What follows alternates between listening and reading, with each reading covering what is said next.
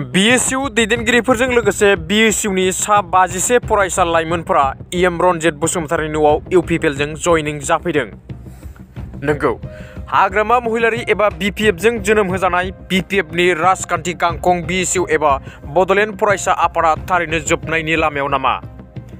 मानोना थांनाय बावैसो सान सिगां मिरु BSUनि सा 17 बिबानगिरि बिथांमोना प्रमद बर' दैदेननाय UPPL राजखान्थि हान्जाजों जयनिं जाफैनायनि उननिफ्रायनो दासान्दि जिल्ला BSU आरो BSUनि मददगिरि गोबां फरायसालिमा मुलुगसोलोंसालिनि फरायसा आरो BSUखौ मदद होग्रा गोबां बारग' फरायसाफोरा दासान्दि BSU नागारनानै UPPL राजखान्थि हान्जायाव जयनिं जाबाय थानायखौ नुनो मोननाय जादों।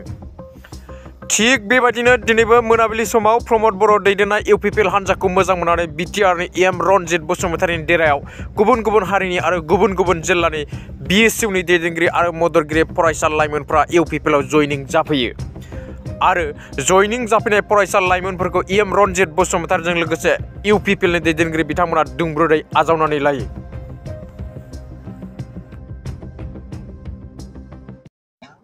EM रनजित बसुमतारिनि न'आव गोबां बेवहाय जोङो इयुथ्सफोरखौ लाइमोनफोरखौ बेयाव जयनिं जानाय जों नुनो मोनदों। दा बेवहाय बबे बबे जिल्ला आरो बबे बबेनिफ्राय दा दिनै बेंटलनि बे रनजित बसुमतारि EMनि न'आव जे जयनिं हाबाफारि, बे हाबाफारिया एसे आगोलाव जोंहा जानानै थांबाय। जोङो जे जयनिं दिनै होनाय बेयो गासै 50 जननिबो बारा बेयाव जयनिं जादों आरो बेयाव जाखिनि बिथांमोनहा जयनिं जाफैदों फ्राय गासिबो लेखा गोरों, माने सोरबाया मास्टार डिग्री फरायनाय बा सोरबाया ग्रेजुवेट जानाय, थिग बिदिनो गुबुन गुबुन डिपार्टमेन्टआव बिथांमोनहा मास्टार डिग्री फरायनाय बिथांमोनहा बेयाव जयनिं जाफैदों आरो बिथांमोनहा गावसोर जयनिं जाफैनायनि जे खारन, जे मा उद्देশ্যनि थाखाय बिथांमोनहा जयनिं जादों बेखौबो स्पष्टभाबै बिथांमोनहा बुंदों। जे बिथांमोनहा बुंदों जे थांनाय 17 बोसोराव हाग्रामा महिलारी बिथांनि दैदेननायाव जेरैबायदि बिथाङा लाइमोनफोरनि थाखाय साननांगौमोन, समाजनि थाखाय जेरैबायदि साननांगौमोन, जोंनि ओनसोलखौ उन्नति खालामनायनि थाखाय जेरैबायदि साननांगौमोन बा मावनांगौमोन, बेखिनिखौ बिथाङा मावनो हायाखै।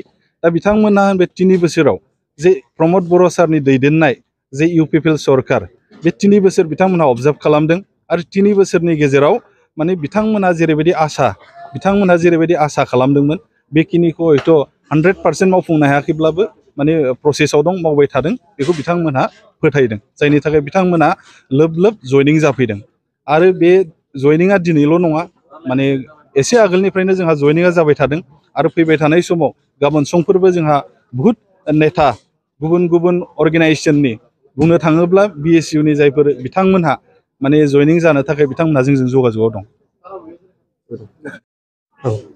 गिबियावनो नोंथांमोननि रादाब नायग्रा गासिबो आइ आफामोनखौ आंनि गोसो गोरबोनिफ्राय खुलुमनायखौ जासिहरबाय। आंनि सिनायथिखौ आं होग्रोनो सानदों।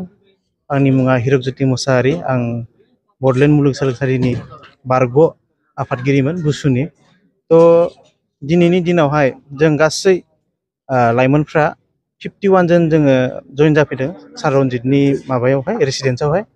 बिनि जयन जानायनि मेन उद्देশ্যआनो जादों जेनेबा मा होनगोन, जिहेतु जोंनि UPPL सरकार प्रमद बर' सार दैदेननाया माने मोनसे ओरैबायदि स्पिडजों खामानि मावगासिनो दङ, जेखौ जों बुंनांगोन दिनैनि दिनाव 5G स्पिड होननानै।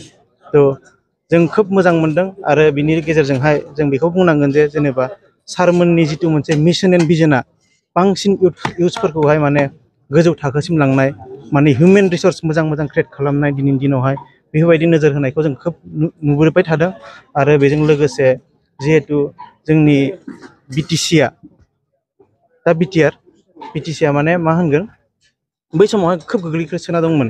प्रमद बर' सार फैनायनि उनावहाय बे रिजनाहाय BTRआहाय माने मोनसे सिखांबोदों। दिनै बायदियाव सुपार 50 बायदि मोनसे माबाजोंहाय गोबां माने मा होनगोन इउथ्सफोरखौहाय बा मा होनगोन जायफोरा फरायनायावहाय गोरों बिसोरखौहाय माने मा होनगोन सिभिल सार्भिसफोर बायदियावहाय बा किसुमान इन्जिनियारिंफोरनि माबायावहाय थिनहरनो हादों।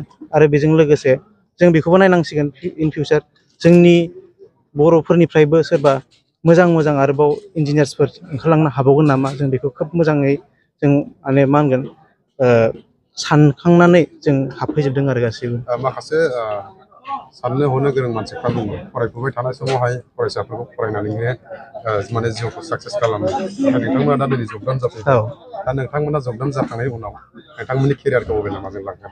केरियार मिन्स बे सासे मानसियाहाय 18+ जाबानो बेहा भटारशिपनि मोनसे राइट्स दङ नङा होमबा नों 18+ जानाय लोगो लोगो नोंहा भटार कार्ड मोननाय लोगो लोगो नोंहा मोनसे डिसिसन लानो हानाय नोंहा केपासिटि फैखाबाय थ' जों दिनै जायफोरा जइन जाफैदों बेवहाय गासिबो 18+ ल' नङा 25+बो दङ थ' आं गावखौनो गाव बुंगोन आं सासे 25+नि सासे इउथ थ' आंनि डिसिसना मा आं बेखौहाय आं खोब मोजाङैनो सालिजारि नायदों आरो आं मानि थाखाय जइन जाफैदों आं बेखौ खोब मोजाङैनो बेखेवनानै होदों नाथाय नोंथांमोन बायदि गोबां इउथ्सफ्रा बावैसो सिगां बिटिएफआवबो गोबां जइन जानाय जों नुनो मोन्दों नाथाय बिथांमोनखौ मा बुंगोन बिथांमोनखौहाय आं दिनैनि दिनाव बुंगोन बिथांमोना जि मोनसे मिसकनसेप्टफोरखौहाय लानानै दङमोन इउपिपिएल सरकारनि सायावहाय बेखौ एसेबां माबा खालामनाङा मोजाङै बिजिरनानै नायथों आं बुङा जे बिथांमोना थांनो नाङा होननानै बयहाबो गाव गावबागाव मोनसे चइस थायो खिन्थु गोथौयै नायनाया साबसिन जागोन होननानै आं बुंगोन आरो दिनैनि दिनावहाय फैबाय थानाय समावहाय नोंथांमोना नैबे एमपि इलेक्सननि बेलायाव नोंथांमोनाबो इउपिपिएलआव जइन जाबाय जिहेतु बिसोर सापर्ट होनानै खामानि मावनो सानो नामा निस्सय जुदि जोंखौ अपरचुनिटि होयोब्ला सोलोंनायजों लोगोसे जों खामानि मावगोनखौ जोङो आसा होयो जुदि होयोब्ला